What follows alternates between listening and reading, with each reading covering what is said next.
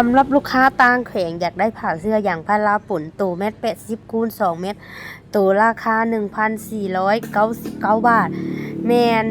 สามารถเก็บเงินปลายทางได้เด้อสำหรับลูกค้าต่างแขวงแล้วก็ทางร้านเฮาแมนรับฝากทุกแขวงแล้วก็ฝากได้ทั่วประเทศลาวเลยค่าฝากก็บ่ได้แพงลูกค้าและสำหรับผู้ใดที่แบบว่าอยากได้ผ้าเสื้อพาราปุ่นเนาะราคาทรงซื้อผืนเดียวก็ได้ราคาทรงถ้าจ่ายเงินกีบมีแต่1 ล้านกับ50,000กีบได้ผ้าเสื้อเม็ด80คูณ2เม็ดได้โต6ฟุตเด้อลูกค้าเด้อโต6ฟุตนี่1ผืนนอนได้3คนเพราะว่าความกว้างเม็ด80คูณ2เม็ดนี่คือใหญ่สุดแล้วและนี่แม่ค้าก็มาฮอดบริษัทขนส่งฮู้เงินรุ่นเป็นที่เรียบร้อยแล้ว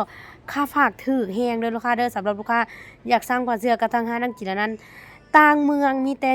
160,000กีบค่าฝากลูกค้าบ่จำเป็นต้องมาซื้อเองนะห้างก็ได้แม่ค้าฝากบริษัทขนส่งให้ก็ได้เนาะเก็บเงินปลายทางได้เด้อแต่ว่าโอนมาจำก่อนฝาก200,000กีบเด้อปลายทางเด้อลูกค้าเด้อต้องเข้าใจเนาะลูกค้าสามารถโทรวิดีโอคอลมาเบิ่งเครื่องได้เด้อถ้าว่าจังมั่นใจเนาะว่าห้านเฮามีตัวตนแท้ห้านเฮาฝากเครื่องแท้เนาะลูกค้าเนาะอันนี้ก็รีวิวสดๆให้ลูกค้าเบิ่งเลยเด้อเวลาไปฝากเครื่องเวลาพับเครื่องเนาะลูกค้าเนาะผ้าเสื้อเฮาแม่นบ่มีเล็กบ่มีสปริงบ่แตกบ่หักเด้อลูกค้าเด้อสามารถกดงอได้พับเครื่องได้จ้า